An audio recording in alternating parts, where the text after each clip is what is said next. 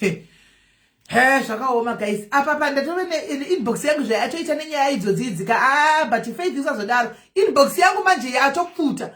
Noise yawaita uchizviti woman of God. Dei waziva usina kutombo wangototi ngatuseri. Inbox guys yazara manje. Zvakaoma. Inbox yazara.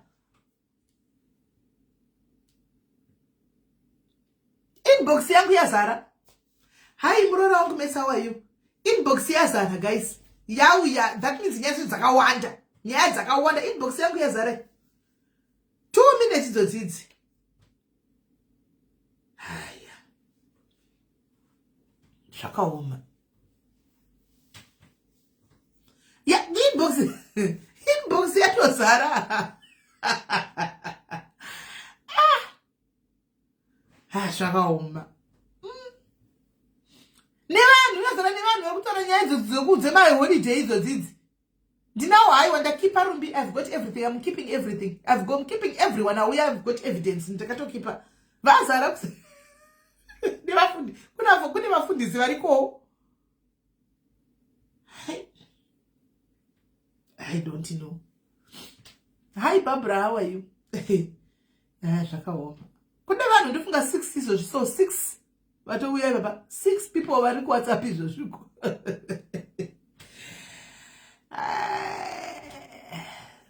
Zvakaoma.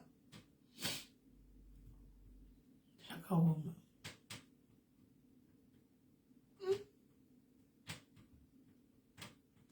No, nyaya yake yakaichimotarika zvakangonaka. And she was just supposed to say, my sister, can we talk nyaya izvi zvakanaka kuseri? Tave my neighbors muno mu UK, right?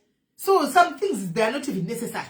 Kuzondithreatena kuti ndozodini ndozotumira vachi brand rangu ihombe yanabhoya nchikombe ya brand rangu pano. It was not even supposed to be like that. Yeah? And ndozati ndinogara mu UK, yes. Inini ndozvidzora ndinenge kuti you know what, for sometimes tinozofamba tosangana kwakasiyana siyana. Hatizodi kuti ti cross and that way, you know. Tiri vanhu vamwe chete. You know. But kuondituka nyaya dzakadai guys nyaya dziri simple zoti ndinogona kungogadzira group kuseri ndoedha vanhu vese kugroup kuseri including EFA wacho ndoti vanhu chitaurai kuseri pasimba platform taurai vanhu votaura titoona vakoma itai do the right thing pai vanhu mari dzavo and make an arrangement zvakangonaka pasina zvokuudzana zvemathreat nezvethreat manje handikwati mugare makachizati handitokwata handisi porridge right. Ande panyaya yedu guys. Ndaka approachwa nemwe mukadzi. Anditika I know kuti a lot of people have gone through zvachataura panapa. Anditika they've went through zvachataura panapa, but please guys pamene tanga imanzwa nyaya. I tried kuti tichinje voice but I guess app yacho ndakapiwa isati yanyatso asandave expert kuti ndinyatso kwanza kudi asanda kundanyatso kwanza ku Linda Brooks, that's what I'm trying to do. That's what I'm trying to do, you see. That's what I'm trying to do. Saka ndazongoti ndakatira kuda kuichinja voice, but ndifunga ndanyatso kugona semunhu ari kutanga, but I think chara manjitira kuti ndizogona. Saka ape kuchinja voice aya ndave navo kune vanoda kuuya nenyaya dzavo dzakachinjwa voice. Tinenge tichazongeta kuyazodzita saizvozvo. Saka mukadzi yakayakwa ndiri ndobva nditi ndokumbira kukudza nyaya yangu, but nyaya yangu iri sensitive because icha involve dzimwe secrets dzandinadzo ndakandisina kutaura. Then I was like okay sure andimona ndikatiteerere semunhu anongofonekwa nevanhu every day ndobva ti nyaya yangu yakareba ndikati aiwa kutaura kotinzwe ndobva atanga kunditsanangurira zvikanzi ndine 12 years ndakarepiwa nababa. Baba vakandirepa, mai vaenda kumusha vaenda kumunda ndobva vabasira vakandibata chibharo. Vanibata chibharo vakandifundusira vakataura zvakawanda. Anditi vataura zvakawanda vachindifundusira semwana ndakanyarara. Hazvina kugumira ipapo zvakakontinya. Baba vachingondita chibharo pese mai vasipo. Saka ndakakura ndine enga izvendetuna baba hanzi because handina wandakaudza. Mai vake vakasvika mukufa asina kuvaudza izvenyaya izvi. Saka ave ne14 years hanzi ndakatanga kuita musikanzwa yekuita musikanzwa yekuti I was rebellious zvokutodaro. Kumba kwake vanga sasandigoni, even baba vacho vanga sasakwanisi kundibata.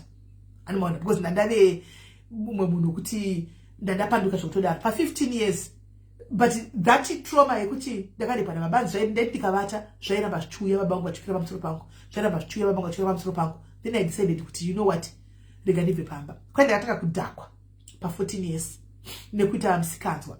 15 years hanzi ndobva ndatiza kumba. Hanzi ndatiza kumba, high memory. Hanzi ndatiza kumba ndobva ndaenda kutanga kunogara mastreet. Andika kwanza baba vangu vacho ne life, makuti to ne life yakanaka. But I decided kuti rega nditize ndinde kunogara mastreet. Ndobva atiza akanogara mastreet. Saka hanzi chigara mastreet mani ndakasangana nemukomana andi akatadza picture yake munhu akanaka stereke munhu atori yellow bone chairo. Ndobva sangana nemurume anditi akati kunoita mustreet rizira rako iro riri mwana mudiki chichi. Hanzi ndobva ndangomudza kuti kumba hanzi akatoti ndokwanisa kubatsira kudzokere kumba. Ndobva aona kuti andomudza kuti zvokumba kumba handidzokere. Ndobva ndajamuka ndokubva munhu yati alright ndochinogara newe. Andika kwaita katava tadanana ndobva ndanogara ndakagara nemunhu yemakore akutozvita kunge mukadzi nemurume achigara nemunhu yaya because aingoda kuchengetwa aida pekugara but kumwa hana kusiya. Akabva totenda into an alcoholic at 16 years. Anga atove alcoholic yekuti angangoti akamuka makuseni kwai zvino zvakazoti ndikonane nemunhu ushu because iye anga asingamwe zvekudaro. Indi anongoti kumuka makuseni kana mubana asingatsvairi nengubuda noenda kumatavheni kunomwa doro kana kumabhawa epadhuze ndonomwa doro. Andi akatiza kubva kumusha munhu andi akaenda kwaRare ndokwanga kugara. Saka hanzi ndaititevedza zvimatavheni zvimabhawa zvekuHarare uko ndichimwa doro. Munhu yaya asingasvifariri andimona munhu yachiti nina handidizvi andimona but iye anga kutotaka life ikako andimona kusvikira murume azoti you know what I can't handikwanisi kuti ndi keep up this so rova pasako. Ndobva adini vasiyana kudaro hanzi ndakangoti chingobuda ndaive nelucky ndobva ndasangana nemumwe ndobva tatigare tese kwai ndaingotsvaga pani munhu ndaingoti tatigare tese anongondida so ndaingozvimwira doro ndichingohura ndikangwana ndongoti anondidawo ndongorarawo naye kana ndichidawo ongondibhadharawo kana mari ndichingodaro andimona. Saka ndo life yakatanga kurarama 16 17 18. Akabva azviudza kuti kumba handichatsiki handina vabereki handina hama handina chii because ndakamufunza kuti komai vako akati I felt kuti mai vangu akatwasaidira baba because even pandakabva kumba andika havana kuda kuti vatsvage. Hapana kuti makore esa kakuna munhu ndaisangana nemaneighbors vamwe vekumaraini kushanga vakupi vanga vasingaudza nemwana wenyu but havana mbobvira vakaita effort kuti vanditsvage andimona. Do you know kuti mai vake vakafa mukadzi uyu vakavigwa asingazvizivi kuti mai vafa. Akabva atongozvidza tina ndina hamba ndobva takakuita life yake kwaRare kuyakuya achigara at the end of saka hanzi kumba kwavo vakasvara vari 2 nemunin'ina wake. Saka pakasiya akabva abva akaenda nogara nditi ndobva azosvika pakuti nemukomana wangu kugara naye iye zvinezvi ane 37 nemukomana wari kugara naye yoya wanga kugara naye yoya ndobva takagara vese andika at the end takagara makore pangave ne 24 years 24 years ndobva at 37 38 somewhere there pangave ne 24 years anditi hanzi mumwe musi hanzi ndaikomekesa nemunin'ina wangu ndakaona munin'ina wangu ndakandakamupa namba ndogara pakati ndakaona munin'ina wangu achisvika kwaRare. Hanzi munin'ina wangu asvika kwaRare iye wani wanga asara newe yakandibva ndamuti apa munin'ina wacho ari kusvika kwaRare anga ne 16 years munin'ina wake musikana. Kwai ndikati ko wauya kuno kwanzi kati kumba akugariki I can't handikwanisi kuti ndigare kupi kumba. Kwai ndikati kukumba ingawa ndini reject ndini nemusikanzwa saka iwe ndiwainzi munhu kwaye kwasvikanzi ndauya kwaye handakwanisa kudzinga mwana wamai vangu takabva tanga kutogara tese tichigara tese kudaro handika ndobva ndadiscover after 3 months kuti munin'ina wangu ane nhumbu handiti adiscover kuti munin'ina wake ane nhumbu handitika ndobva ngoti ko nhumbu munin'ina anga asikadi kutaura nezvokuti nhumbu ndeyani. Vakangoti semunhu ati musikana pamwe akangomitiswawo hana kurasa munin'ina kuti patanga kugara ndeyave hama yake kai vakugara vatu vakadaro ndobva azofind out kuti boyfriend yake yakuda kupota chidi ichibata munin'ina wake ati ndobva atora munin'ina wake ndobva vatsvaga papo pekunogara because munin'ina ndingakaudza sisi vacho ndobva vatsvaga pekunogara ndobva vanogara vagara ndobva vatanga vachingoita iye sisi vachoita zvichihure vachingouya nemari achiita munin'ina achingori kumba kusvika nhumbu yakura kusvika nhumbu yazvarwa andimona nhumbu yazvarwa vachingogara vari 2 hapana akadzokera kumba maiwo havana kumbobvira vakatsvaga kuti chero wechi2 wacho mwana ari kupi andimona vana vakangorova mai vakasangana baba nemurume wavo vari 2 zvikangorova zvakadaro vagara hanzi tagara hanzi mwana ave ne 1 year 2 months hanti mwe museni ndatenda kubhawa nditodzoka kubhawa ndakatodhakwa zvangu because life yekutodhakwa itori life yake ndo zvaatongori kubva ari mudiki paya iko zvino patanga kuti achiwana counseling ana counselor vari panapa vatotanga kuti vachiita counseling naye probably on Friday kana vari free handitika because she never got any counseling pane zvakaitika. Teererai munzwe nyaya. Saka zvadaro I hope ndinyatsotsanangura nemazvo sekudzwa kana ndakaitwa. Saka zvadaro hanzi ndichibva kubva umwe musi ndakasvika nzitaitoloja mumba medu matailoja matatine wandu yedu. Tichisvika mumba ndichivhura door ndakaona makumbo akarembera. Muningi wangu akazvihenga akazvisungirira. Mwana ari apo pasaidi. Ndo ndakatodhakwa. Ndo pandatiridza mberi kudeidza vanhu. But muningi wangu anga atofa udhara. Ndo ndobva vasvika vacheka chi muningi wangu kwa Harare. Pamene vamwe pamwe unogona kuuya mukwara muchizivawo nyaya idzi. Anoona muningi anga atofa. Anditi ndobva achekwa munin'ina. Atochekwa munin'ina papa netsamba pamwana ingekaiswa pamwana. Anditika tsamba yakaiswa pamwana ndoenge yakataura kuti my sister ndoda kuti undiregerere mwana mai vangu ndozati ndichakuomesera. Handiti nezvandaita izvi. Asi ndaona kuti I can't handikwanisi kuti ndigare. Ndine zviri pandiri mwana uyu ndinomudedza chiti kudini. Ndakamutarisa mwana uyu ndinomuti kudini. Ndine nyaya yandisina kukuudza. Papa waindibvunza kuti mwana ndewani handakwanisa kuudza. Mwana ndewa baba. Ndakabatwa nababa. Ndosaka ndakatiza kumba. Saka ndoda kuchengete mwana uyu sewa kwanzi inini ndambofira ndakaita mwana. Saka ndoda kuchengete mwana uyu. Handitika sewako usafe wakamuudza zvachose. Ende chero ukazondiwana andidi kuti amai veve nababa veve parufu rwangu just bury me ngondiriga. Kwanzi ndo zvandakaitawo. Ndakarwadziwa. Ndasiyirwa mwana. Muningi wangu ashaika. Asi pane tsamba. Wishi iripo. Tsamba ichi ndeyakudhara. Handimaona. Saka zvakangoitawo akangotsvagawo nemafriends ake. Haana kuudza mai, haana kuudza baba kumusha kuti mwana wawo ashaika kuno. Akangotedzera zviri mutsamba. Ndobva viga muningi wake. Vasara nemwana. Asara nemwana ari kuchengeta mwana wawo muningi wake. Mwana ari kutokura. Andika mwana atokura, mwana ari kukura. Mwana atongokura tokudza mwana sewake. Hanzi zvakamboita kuti ndidzokere mbijana pakumwana ndandowa semunhu atove neproblem yedoro ndinomwa hangu asi ndandomwa chiziva tichi ndine mwana ndichengeta mwana. Saka akatanga kuchengeta mwana handitika iko zvinane 38 akachengeta mwana kusvikira mwana uya akura kamaendesa kuchikoro chitohura kuti mwana aende kuchikoro kudini. Baba namai havatozivi kuti uya akaenda nenhumbu ane mwana akafa havachizivi. Mai vakasarawo vakasvika pakufa kumba uko vana kana kuzviziva kuti mai vakafa. Baba vakazosvika pakutorora umwe mukadzi.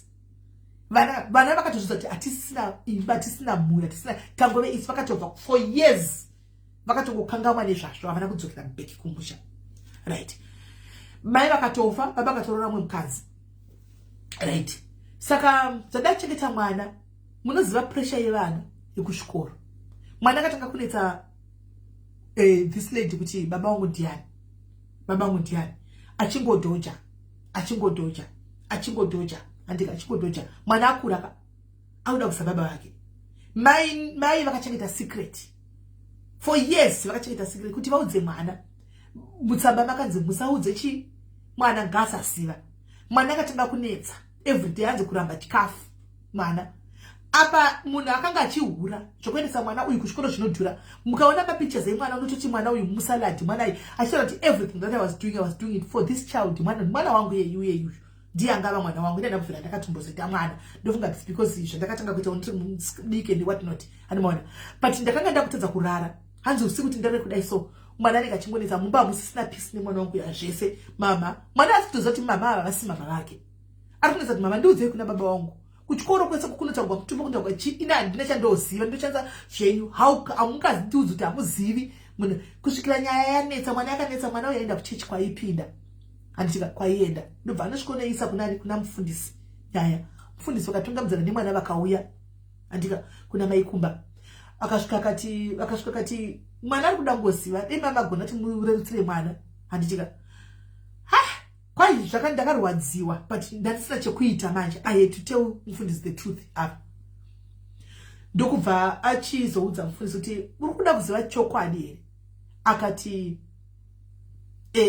ndoda kuziva chokwadi.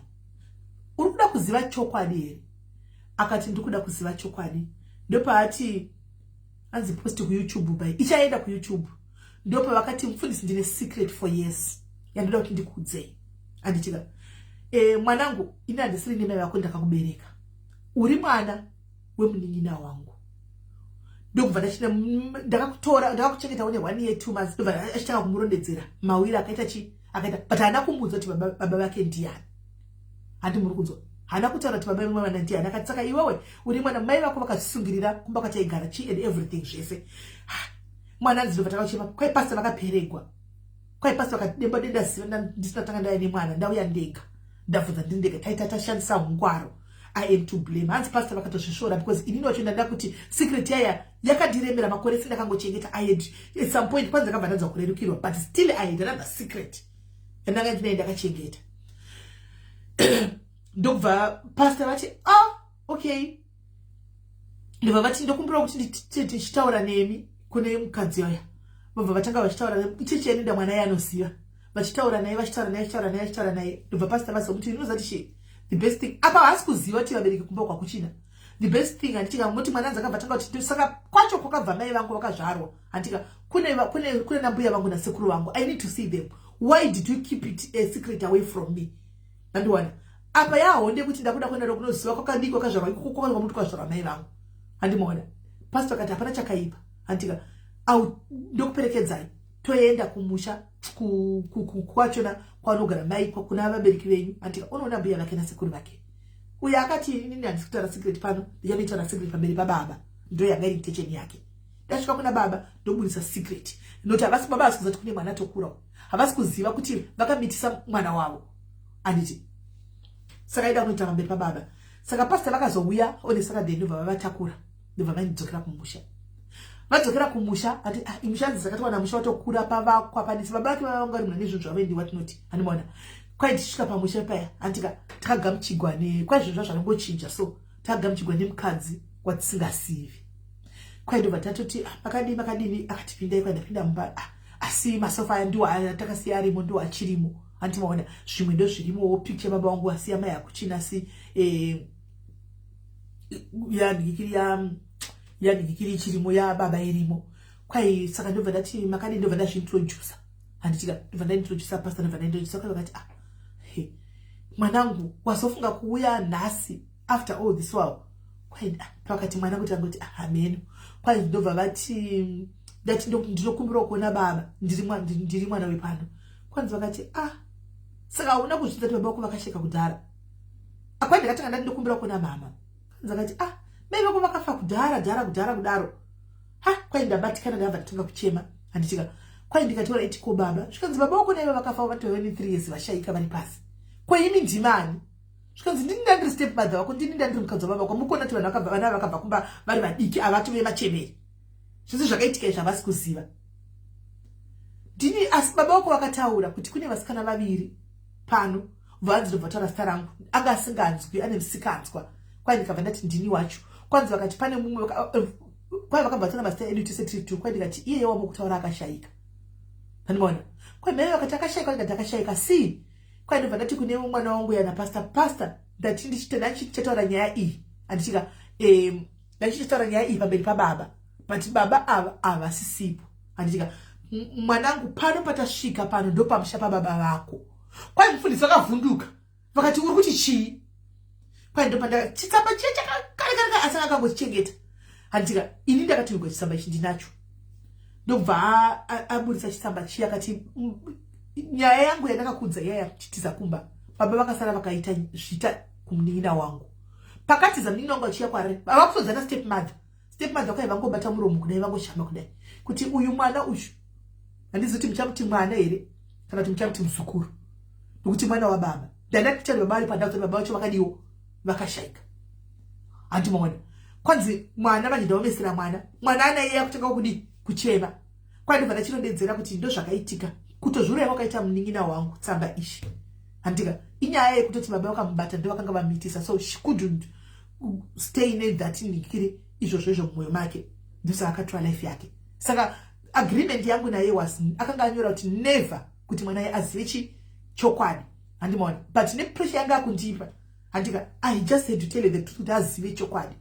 Ndo pamusha baba vako pano. So I don't know ndakakutarisa tiriro pari mwechete handizoti uri mwana wangu uri munin'ina handizivi zvese. That's why ndaikuda ndichikutora semwana wangu chachai because hausi mutoro, utoriwe ropa rangu. Kwanzi maini naye vakangoshama muromo kudai kwai ndibva pastor atanga kutaura kuti imimi pama mchigana marogo angu yakareba chikari nemurume akati maini naye akati ndakarogwa 5 years ndikatochera ndosaka ndakasara ndipo pani pamusha.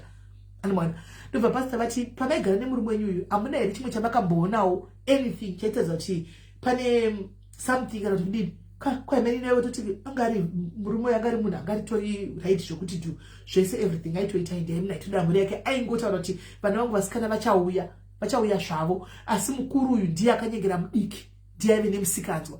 Hanzi but nini ndatoenda kudhara handika but pakucommunicate ndaingura manje kucommunicate semunina wangu. Hanimona mozati ndakaushaiwa kuti otaura kuti kudini guys chidzwa nyaya yakadai unopererwa. Ndobva ndati saka makadi saka what's the way forward makadi zvikanzi fortunately mai vaya varipo munhu chai ndimai chai chavanzi vakabva vati vana kupana pando pabapenyu handiti munhu aikuitai zvapasisina kuti mucharamba maka empathy kuti mucharamba makabatsirira hazviti handiti ndikuona makomena ndiri kupinda ndichavhura malai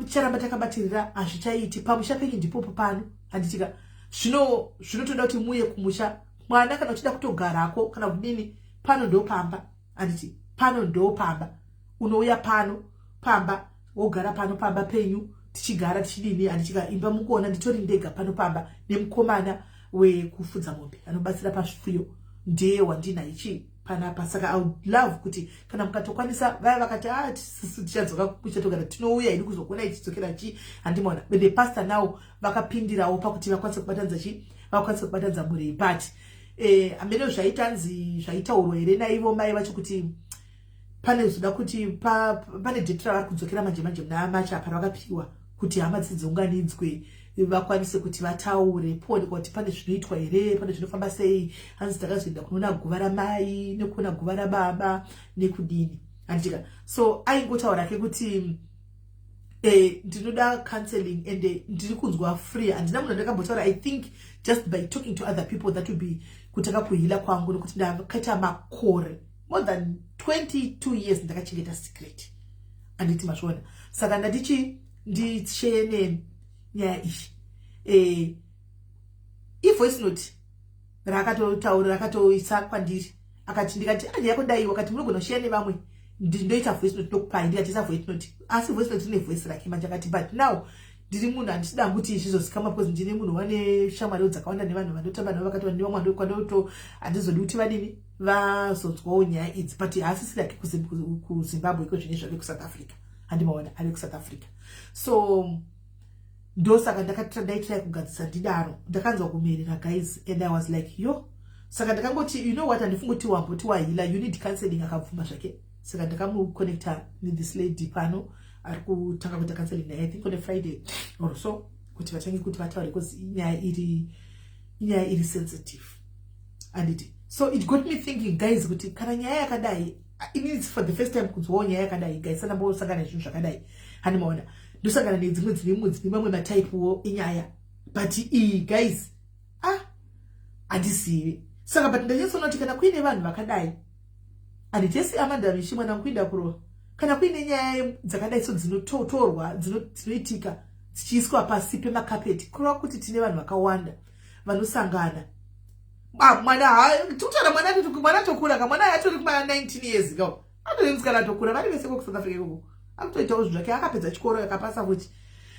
Saka ndangoti maronda mamwe kuti tiyoyi tinogona kuvhura maronda anditika vamwe vanhu ndatotanga nekupinda comment amoti yaindepi comment ndapinda pane anyora kuti ndakarekwa nababa asi ndasandaverenga comment yacho amoti yaindepi kuti yatiza here kana kuti kudini andimaona pane comment ndatopinda paarimo comment chanyora kuti zvakaitika kwandiri as well but ndasandapedza ndangoipinda chindozoiverenga zvino handichaioni kuti yaindepi handichaioni comment iyo kuti yaindepi haisi here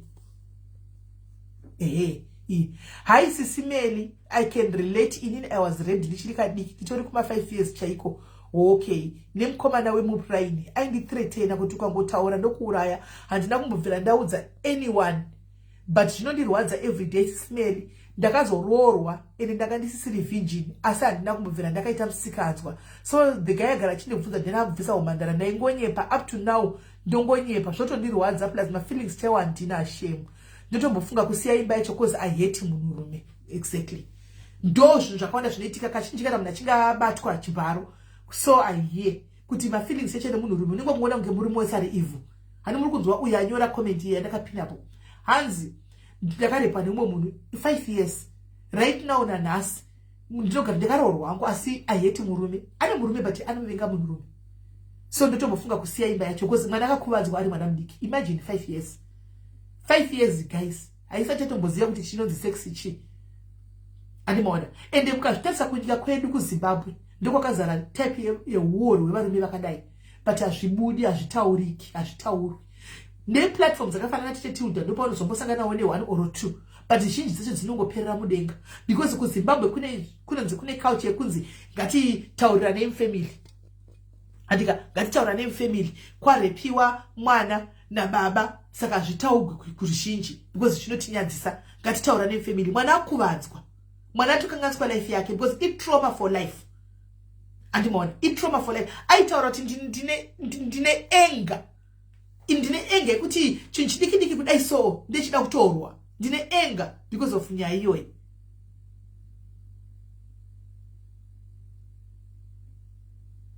Antimashona. So isai live, isai disturbing nenyaya. Isai number guys. Vanoda kufona vafone, isai number. Handika mwana parara kudhara waparadza mwana. Iwe uya going to continue life yako. Uri kungana kuti kune mwana wakaparadza. Mwana achakura nazvo zvichingori mufungwa. And that vision haibude. Baba vachitsikirira mwana. Haibude inobuda sei guys. How do you get over your own father? Vachibvisa bhurugu vachisa chinhu chavo mauri uri mwana. How do that vision disappears? It won't disappear. Hai disappear vision yakadaro. Haimaona, hai disappear vision yakadaro. So nasi ndakuti ngatimbotaura nezvazvo antika ndinoenda kubasa manheru saka ndoda kuzombonoti vatei 3 hours or so. Saka ndaisa number iyo ndisanda kurumidza kuya. Ndaisa number iyo guys. Vari kuda kushare their own story. Probably you went through the same thing. Wakasangana nazvo izvi. Anditika wakasangana nazvo. You want to share. This lady haana munhu kunze kwa mufundisi namainini ndio vanga vachiza nyaya.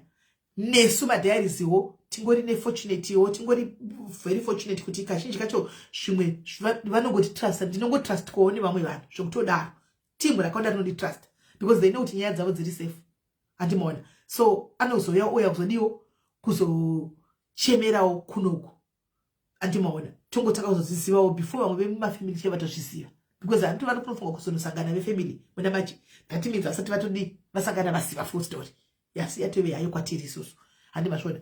So Anza was raped by mwana wamainini numerous times. When Mainini found out, it was put under the carpet. No justice, no doctor, check up, nothing. You see what I'm saying? Kuna kuchinzi hey, hanzi nimna kandi report pa Facebook kwanza kwa hey, ameno my sister Diamond ameno. I don't know. Munhu wacho utomona pa Facebook atoripo. Mai mwana achitokondinya ne life yake as if. Ko guys munakuisa arikuisa emoji kuseka pa comedy ya Diamond kudo yekuti munhu wacho akatondrepa pa Facebook kuradza kwazvo. Uri kuseke ina yaskana. Muri kuseke. Andiboni chiri kusekesa pa live inwe. Tara chokwadi kuti mise comedy yenye kuseka pa emoji kuseka pa comment yo. I don't think it is proper. It's nyaya dziri sensitive, very sensitive nyaya dzakadai. Because we will be opening Pandora's box to other people. Anymore. So if you are there, guys, you want to call in, you want to talk, you want to share, all right. WhatsApp.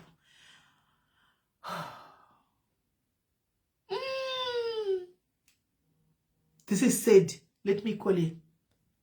This is said. Let me call you.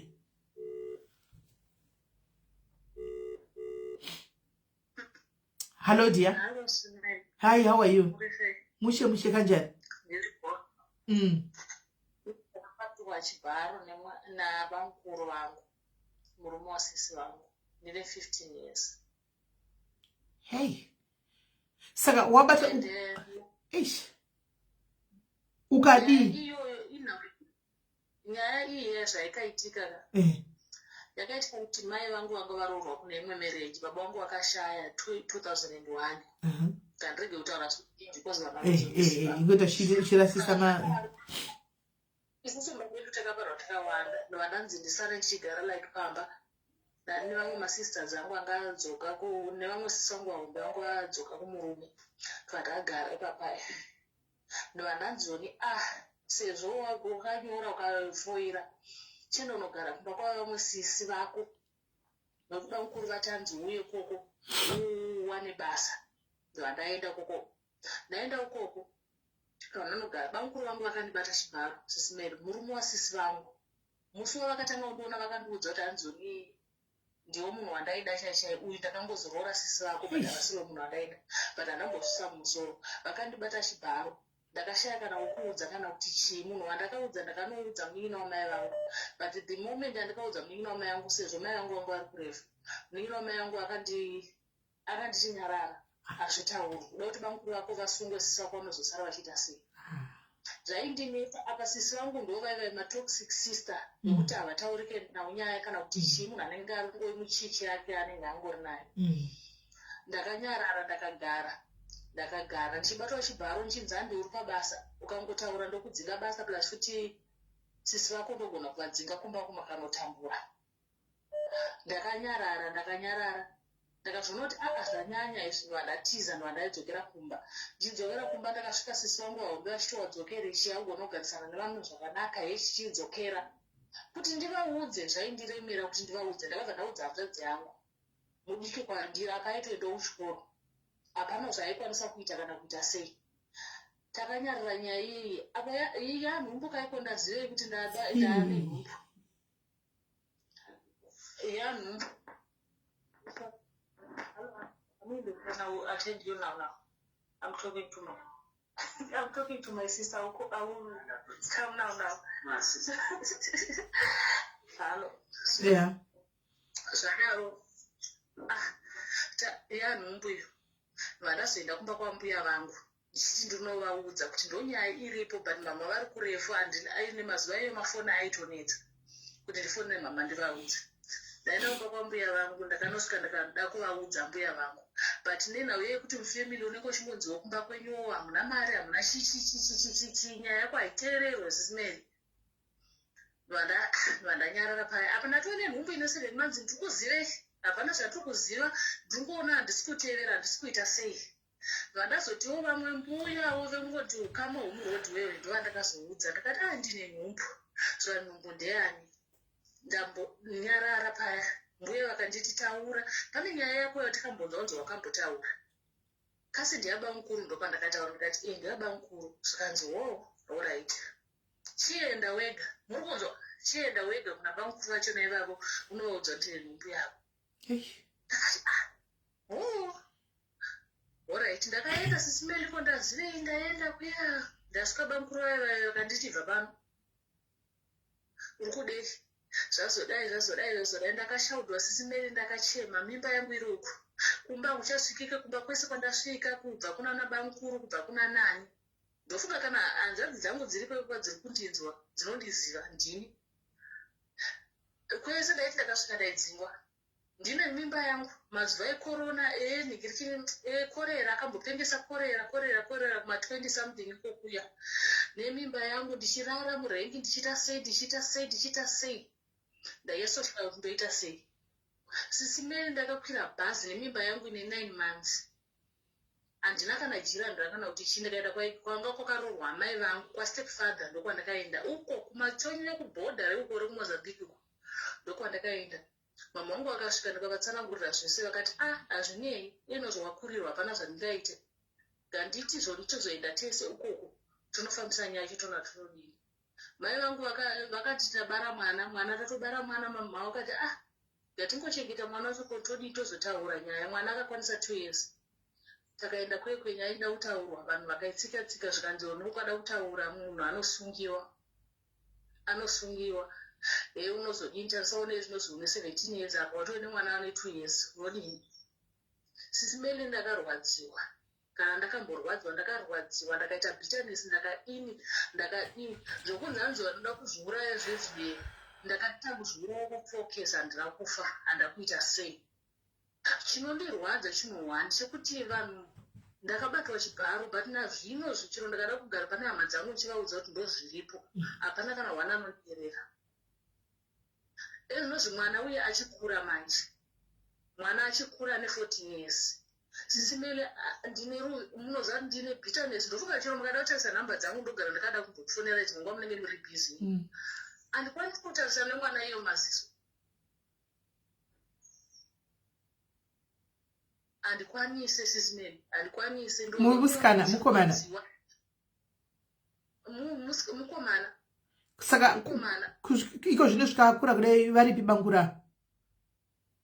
banguru variko yakazonetsa ndofunga gore rakapera ndakakufuka kana muchiri kuyeuka ndakakufonerai gore rakapera yakambonetsa nyaya iyoyo ichinetsa sisi vangu vahombe avo mastermind anonge vachironga zvese vakaenda kuna banguru vaiveva vati musikana aikunyeperai kuti mimba yeye ndeyake pane mukomana auya achiti mimba mwana uyu ndewake nyaya iyo ikataurwa kozi nandisipo nandiri kunoku ikataura kumusha kwekuye vakundifonera manje vanhu vaive kunditwe chako vanoita vakundifonera vachiti uya kunogadzirisa nyaya dzako ndakati tigadzirisa nyaya dzangu dzekishidza ndogadzirisa nokuti iwo wakanyepera kuti bamukuru vakakura ipa pane mukomana ati auya achiti mwana uyu ndewake ndakati shurudzii ndakaburitsa mari pakaitwa madna ndisipo kozi ndaiti ndakaenda koko ndege ndanyasoziva kuti koko handisvika handikwanise kusvika ndakasvika koko ndo handikwanise kutarisana navo vanhu vakandivenga handikwanise kukuonana navo vanhu vakandibatsira kuita madna yavo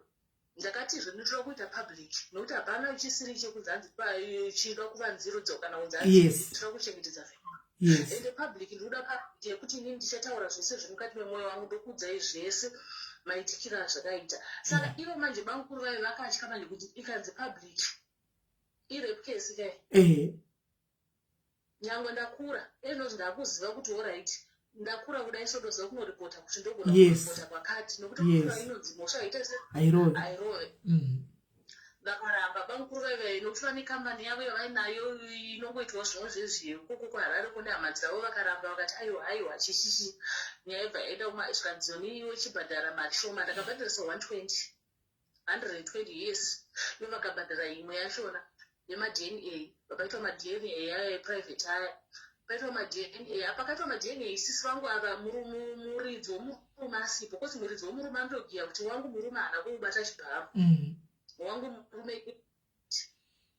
imr nice hapana zvaakambokuita chichii pakanonoitwa madna handipo zvokuti dai vaida kuita chitsotsi vaingondiita chitsotsi chengoti mwana achi hasiusafa ndega nemwana vakanoita madna vakaenda ivo baba vemwana nemwana ini ndandisipo nokuti figa yamai hayanzoni vakada kuenda nasisi vangu but zvazvisingaite nokuti sisi vangu vaitobukia vachitoti mwana uyu haasi wako oya mukomana achiti musikana uyu ndini ndakamitisa zvadaro vainonoita madna yavo ndakazotumirwa nehama dzabamukuru maresults vaititi mainini ndo maresults abuda achitedzera kuti 99.9 akati alright maita basa shanda kungokumbira ndakumbira chinhu 1 ndafonera sisi ndakumbirawo chinhu 1 kwidza mwana wangu basi mupe munhu pane munhu achauya koko achatira mwana wangu auye kuno kwandiri zvakawanda ina achaita se handichada zvokutaura nevanhu kana zvechiini nehama handina hangu nokuti amai vangu pavakafa ndovaive hama yangu handichisina hama bamukuru vebva varamba zvikadzoni hazviite kuti utore mwana vakazotora mwana izvezvi mwana ari kugara nasisi vangu handibvumidzo kunomuona mwana we izvo mwana wavo manje handibvumidzo kumuona noziva sisi mei mwana yakagara zvakanaka kola atete vachona nehama dzachona dzinototi mwana akagara zvakanaka chiro mapicture vanonditumira zvezvokunzi vanonzi musamutumire mapicture but vanhu vaive vanoenda vachinoti asi hama dzavo ndo vanotumira vanotitumira mapicture iyi ino handibvumidzo kuona mwana kodi kuenda kupolisi unotora mwana naiwe nekuti mwana mudiki sisi neni ndakakudzai kuremerwa kwandakaita ndakaremerwa zvezvokuti munhu murodhumo ndinongofamba nyange pauya topiki yavanga muchitaura ka ndega ndachema ndombochema ndoti veduwe ko vanozviti vakagarika mudzimba zvakaita se ende kurepewo kwandakaitwa koko sisi neni kunondiunzira mabhedhi laki mazhinji ekuti chomuri munhurume wese auya padhuze pangu kuti akada kusekerera the next minute munhu yanda kuvatanei kona apa tikataura zvimwe tikadinika chitoripo iyoyo. Why don't you go and take your child? Mwana ne 14 years mwana mudiki anfa kugara namai, because right now usati vari kuitirei apa vari kuzama kukavha evidence ye pane proof ka pane evidence kai mwana uyu aripo. Saka kuchengeta mwana yes, kuchengetesa kuti usana unoripota because proof ye mwana unayo. Saka inotora mwana wako ugare naye. Inotora mwana wako ugare naye. Ndakaenda kuZimbabwe mwana wangu ndiri kunomutora. Ndiri kuenda palast year pandakaenda ndakatadza kusvika uko kwavanogara. Nenhau yekuti zvandainzwa zvacho ndofunga ndakambokufonera ndakakudza kuti simeli inini ka chero munhu ndonosiya ndauraya makati ukausiya wauraya munhu unosungwa. Ndakaenda kuZimbabwe ndakana kumba ndaurongosvika ndakagumira murodhi. Ndoma ndakagumira ndakadzoka kunoko. Ndinonzwa kurwadziwa. But go and take your child. Kola tambala ni mwana wako. Vanonyasodedzera kuti aiwa murume wangu haana kana. Saka kwa mwana uyu akarusiwa here. Aiwa ini ndonzi ndifambe kaini. Oh, ndiwakaitira bankuru. Inini ndinonzi ndakavasejusa ndakavata navo. Ini ndifambe. Ende kumba kwedu kunyange pakanzi paitwa mafunction yaunoudzounzi ini ndeyerufu. Ndandanovhura keseri kukola pane evidence yemwana apa pandizi kuti nemhaka yei uri kutova protecta zvako bankuru kuti uramba kanyarara nyaya mwana chasvika pakutoita kusvika ku 18 years agozoramba kugara newe mwana ichiri kupisa kudai. So go and report and take your child. Variko ende vari kutofamba bankuru vavo vari kutofamba ende ukatovaona murodhi umu chero ndakada kutotaura zita ravo panhingirichina apa pafacebook apa vanhu vandofunduka kuti ndivo hera ade vachingotonidzako zita ndiani kwevavo sebankuru dei vachitopa vanhu vatongoti aleti kuvanhu awareness kuti munhu anenge achiita basa rekudaro vana kamuni anenge achitongoripa pamufuti vamwe vana vadiki kana ari munhu anotosikama kudaro.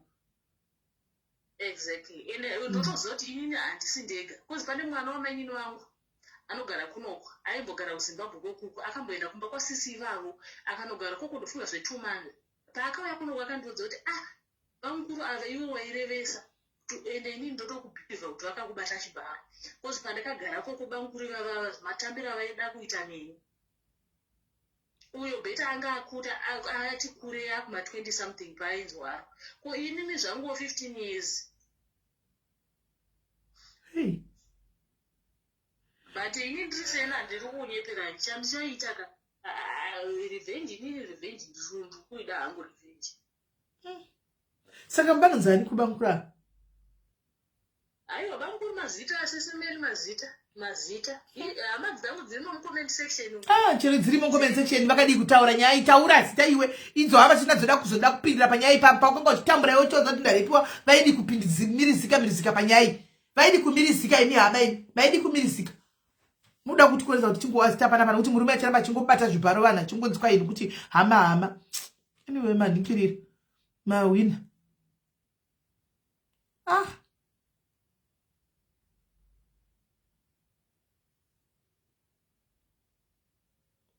zvakaoma. Right.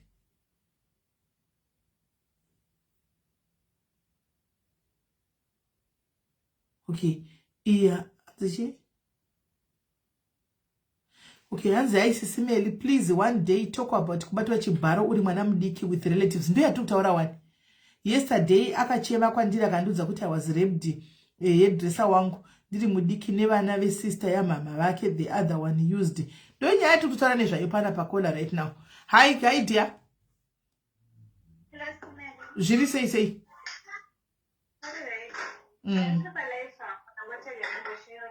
All right.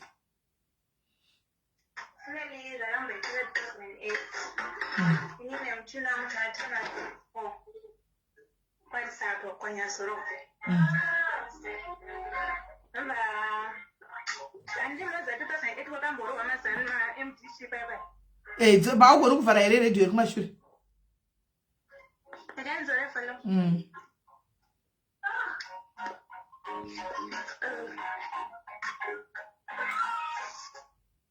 So pakamboro haruna MDC 2008 so inini kudhara vangu vaita zveMDC zvekusapota MDC So vakatobva nemapurisa vakawanikwa ndomva vasungiwa ndomva vaendeswa kwaRayi.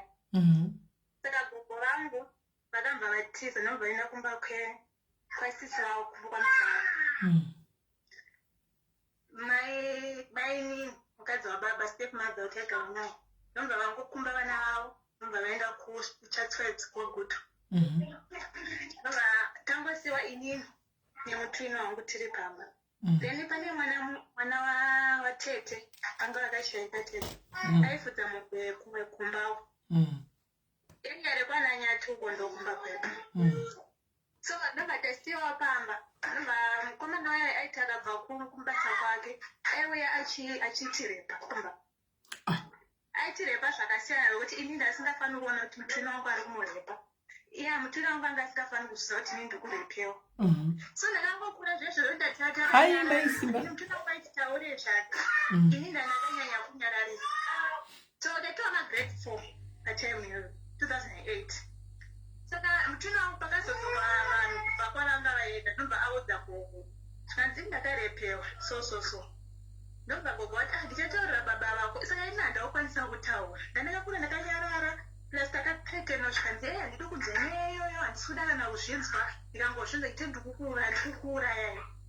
Saka ndakangonyarara ndakabva ndangosiyana nazvo ndomba baba vangu vazodzoka ndomba vaudzwa nambuya zvikanzi ndozvandakaudzwa nemwana zvikanzi saka todii nyaya yayi. Saka vanhu vakambozoda kuripota kumapurisa vamwewo baba vangu ndomba vatsikatsika nyaya baba vedu chaivo vakatsikatsika nyaya yerepi. kwavari hazvina basa. Takakura tichingirwa stepmother mama vedu takangogurawo chinzi vakashaika but vanga vavapedzi takazotorwa yedu 2010 ndokwa vakazouya. Saka vanga vangotisiyawo kuti 2000 ndokwa vakatisiya mama vachiindepi 2010 vakazviya zvokuti baba vakaroora mumwe mukadzi mama vangu vanga vachangoroorwawo. So mama vangu havana kuchitambira zvakanaka nokoti ndakuenda. So pavakauya nesu kumasvimo inini hanzi ndairwara zviya zvokuti zvinonzi ndonzosira munhu kwakwavo ndokuti apore chikuti watwada mhenochivaka chereko ndomba mwedu nobva unoti tsveta 2000. Saka tikakura upenyu hwavo hwekuti taingodzvanyirirwa kwesi hatisina mai vari paground hatisina support kubva kuna baba. Mbuya ndo vaitombodisapota but vanga vasitogona futi mapowers achona dzimwe nguva baba vaingoti zvavataura ndizvozvo. So ndomba nyaya yakangotsikwa kupolisi ndomba zvangotsikwa nodzi hatingasungise hama plus mweyaoya nzvadzi yangu ndomba zvangofara nezvakadaro. So ndaidangoshatina nyaya yesecret yamamutitaura akazobudisa secret after 22 years. Inini ndikakudza isimeli until now handina munhu ari kuzviziva kuti ndakambomuta. wakangoramba wakanyarara. Ndakangosiyana nazvo ende ife mai vangu chezvakareva nyonzi esati akamborepewa mutwino wavo akarepewa akamborepewa zvikazoti zvikati ndinongonyarara because ndiziva kuti ini ndakatomborepewa. Kwai kureperai pai nguva dzakasiyana ima muchigara muri mose. Takangosiyiwa tiri tukatombesimele but kuti azorepa mumwe umwe asipo zvaifamba sei?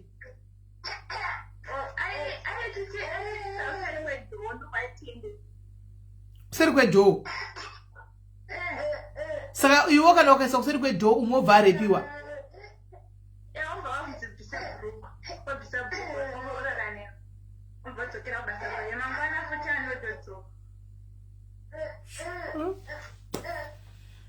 Yeah, pakaipa. Sorry ako my dear, sorry. I hope uchatsvaga counseling kuti ukwanise kupora. Zvakaoma. Dzakaoma. Sorry ako. Yo. Sorry dear. Zvakaoma.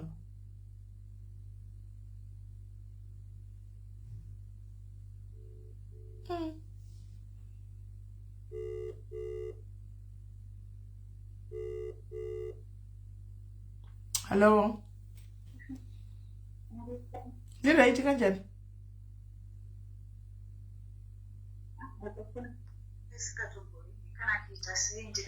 Kana yanga ichiringa but panga pane munhu anga achitaura. Ndandichitoiona hangu saka kazhinji ndizongorichena makosi zvandaita izvozvi.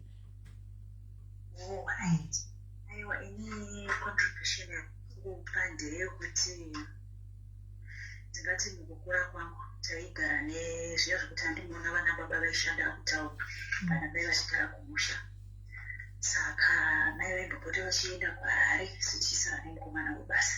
Saka ndoona sokutoti vonga vamwe vanhu vaya vana vakomana vebasa pamba zvokwanisa kuvabetsera kuti zvokunyanya kuimba nemukomana webasa uchiti aiwa mwana tombomutora semwana ndanozomutora semwana asi panoda kungwarirwa futizve pavanasikana apa. Yes. Mai vakabuda vakaenda kwaari inobva asara nobva atibata kana asisiri kuti ichitaura mwanogara naye andikwanisi unotobvunza izvo kwete kuti kubvunza but zviya zvekunotsvinya ndakakuwana usiri musikana pauri mwana mudiki first boyfriend anakaenda kuhigh school akatosiyana naye ndobva atombozitanga kujoka kaya kakutaura zvokuti tatombotaura atimuona dasandarowa kwazvo chikanzi uyo ndakambozviwana wani pasina zvanga zviripo kudiki but kuti ndimuudze manje after ataura seizvozvo ndakawa ndichiremerwa kuti unogona kutofamba nazvo because aitoita zvemajokes andimuona. Saka nanhasi vakatopodza kuremerwa kuti ndizvitaure ndiyosekuti ndozvitaura kutongofa nazvo zvakadaro seizvozvo izvozvo.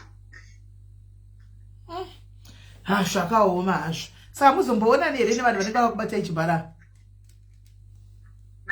Hauzosangani naye here? Saka ndosongana naye nanhasi kana kumbozwa kuti ari kupi aiwa titombozivi because aitobvawo kwaitobvawo. Saka ndakana kuti kana kumbozwa kuti achiripo here mupeme here I don't know.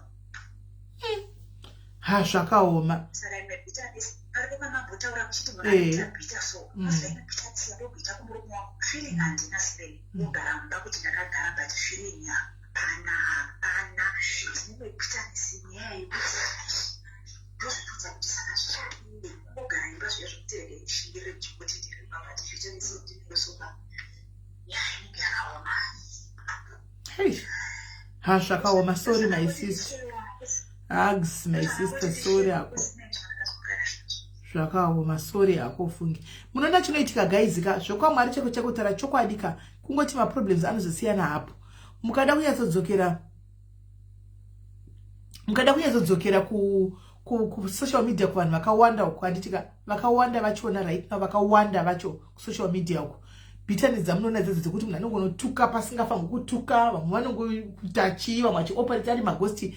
Kune zvakawanda childhood trauma inoitika vana vari vadiki. Zvimwe zvacho ndizvo zvinokusanganisa izvizvi zvinenge zvakaitika mufunge pavana vari vadiki anomaona but havana kuzvitaura havana kudii vanokura vanadzo bitterness idzi vanokura vane enge kuti ndosha saka munhu aitwa sei ipapa.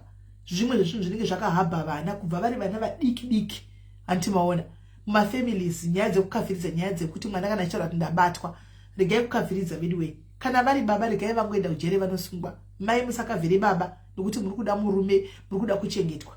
Kana vari bhuti kana ari mwana chacha yabata ngavangoenda anofesana nenyaya dzake antimazviona ngavangoenda anofesana nenyaya dzake. Feeling haingamboiti because kumbandidzikwa kuita kumpunyikidziwa nemunhu unototishayiwa feeling chose ndingongona senge varume vakangofanana because nari kukuita izvimurumeka wako futi murume futi handimaona.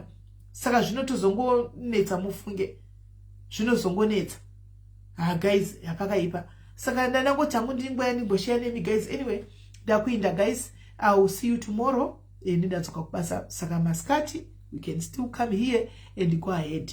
So if you have a story that you want to share, probably you can't share it pavanhu kana toda kuya kuzoshare pavanhu, it's still fine. Ndimate kuseri kana kuti you can't share it pavanhu, just come to seri wogisa audio tozama kugadzira voice rako iroro kana uchityira vamwe vari kuti hama kuti hama dzacho zisanzwe antimaona.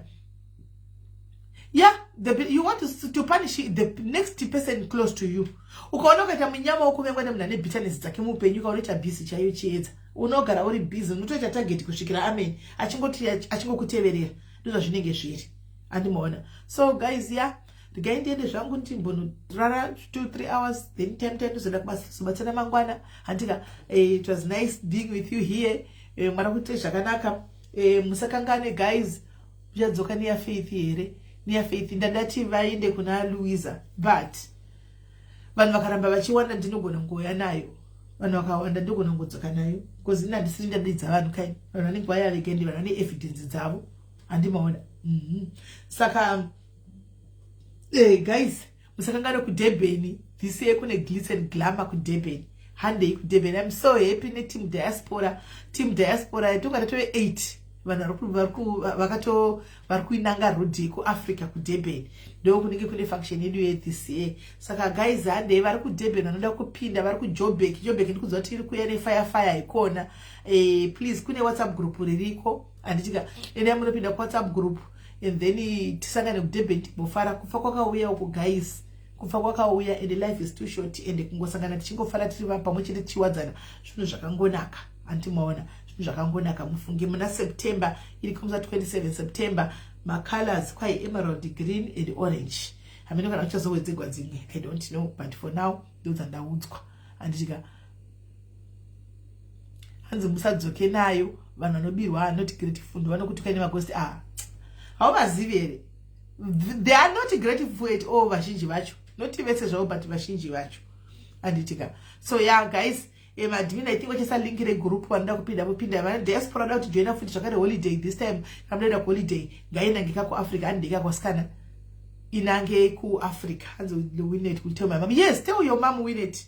Tell your mom anditika badharire vana mai venyu vauye vajoine kuglitz and glamour kuva badharire vauyewo kuDurban muvabhukirawo vauye vakwire ndege vauye vasavazanika nemamwe vana mai. Tiri vana mai kaisu vauye vadire vasangane nevamwe vana mai ikoko. Antimaona tiwandi anditi mazviona tinde takainda tisakanganeka guys. Tina mai simba vedu avaswe Richard vanoda kungovatengerawo zvavo tiketi rekuti vangoindawo vave nepassport yavo. Saka vanongoda zvavo tiketi ravo rendege rekuti vangoindawo nerumu yavo kungonofarawo nevamwe. Ndi munhu wedu wepano padiaris vanoda kungorangarira zvavo mai simba musavakangamwe anditika. So guys, move nemasikati akanaka. Link rabva rapostwa iri WhatsApp group to all those vanoda kuenda. Hande itinopainda town yeDurban rede isu tinotongozvifarira zvoti kwa eji ndezvenyizvo eji kuita sei andimaona. Saka tenge tiko tichitofara anditika. So guys, move nesuva rakanaka. Anzi mari ticket rako 1000 rand chete kuDurban, 1000 rand chete. Urubvunza kuti mari mukunda kubatsira kutengera maisimba, kutengera maisimba here mukunda ticket 1000 vozongodawo ticket ravo rebhasi kana zvada ukatengerawo rendege kumba kudzowo ndege vanenge vapindigwa nyasha. Hanzi tikufamba tese Joy, tikufamba tese handei, tikufamba tese titorifamba tiri juku tatorongana tosangana tokwira paairport yakati tokwira ndei totoita itinerary pamwe chete. Saka tikufamba tese tatotsvaga airport iri pakati ndoyatiri kuti tinosangana tese. Saka handei vanoda kuenda handika guys. Ndichitotsvaga mari tiketi. Saka musaka makuzoringa kutenga muye muchitenga mafuta guys. Titenge tiketi muye muchitenga mafuta asikana titenge tiketi handitika. Durban yakadigwa sugar this time. By activities ese team diaspora takatoti ma 5 days tiriko. Saka 5 days tichake tichinakigwa zvokunakigwa zviya. Saka mukatona chira samuswe, please do not complain and do not judge us. Tinenge taenda kunofara andibona tikuinda kunofara zvatikufambira holiday andika. Saka guys, moenezwa rakanaka tobatana mangwana anditika. God bless you guys. Bye bye.